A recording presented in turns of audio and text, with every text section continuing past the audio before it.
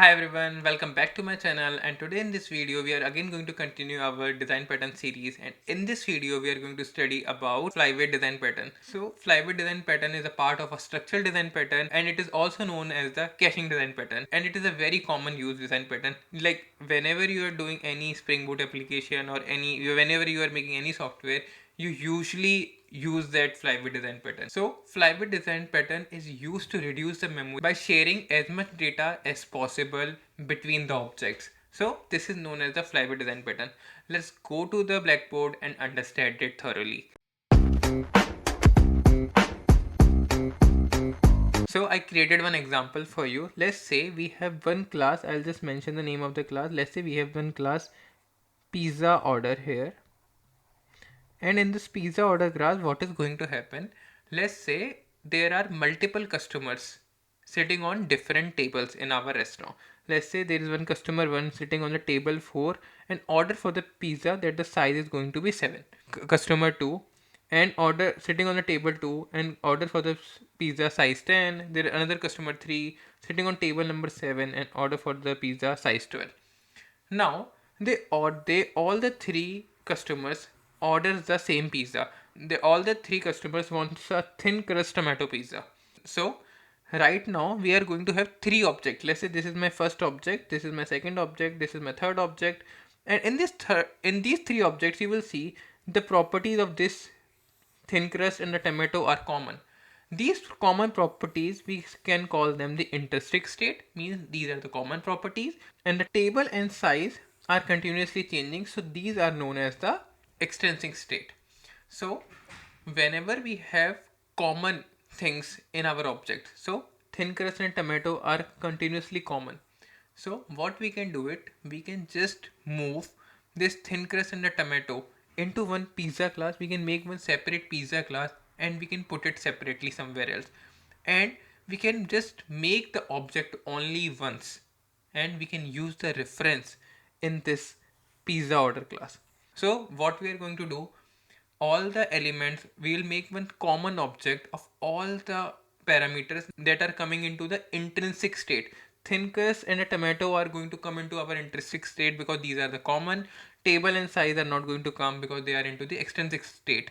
So we are going to make one common object, and after that we are going to make one big object, and now what we are going to do, we are just going to pass the reference of the intrinsic state object. It help you to save your memory. Secondly, it act like caching. So now let's move to our IntelliJ. Let's see the bad code and the good code, and you will understand it very easily. So now we reach to our bad code. Let's say we have the same example that we have to make one pizza order. Now here we are having this pizza class, and here you can see we have this pizza class. We are passing 5 parameters. First parameter is thin crust, tomato, cheese. Size is going to be 12 and to table number 5. Again pizza 2, thin crust, tomato, cheese 40 and 6. Thin crust, tomato, cheese 12 and 7. Here you will notice that only size and the table number is changing. These three things are common. Dough, sauce and toppings are common.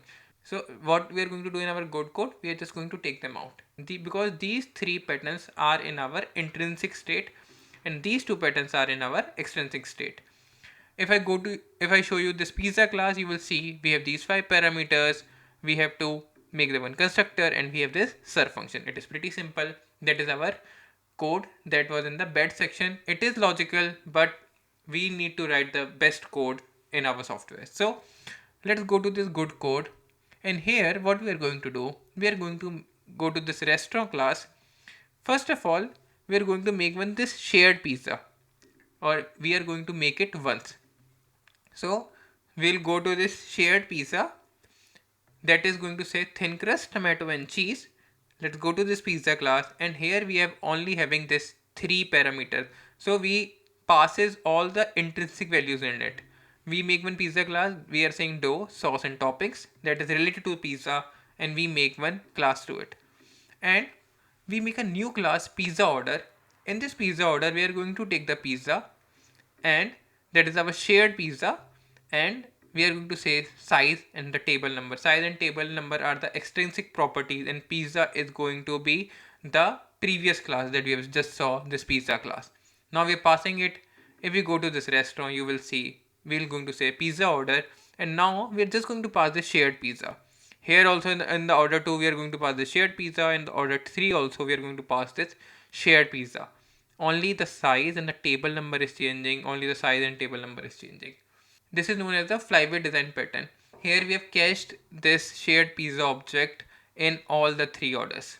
So this is all about the flyweight design pattern, and this is all for it. I'll push this code into the GitHub and provide you the link into the description, and thank you for watching me, and bye bye.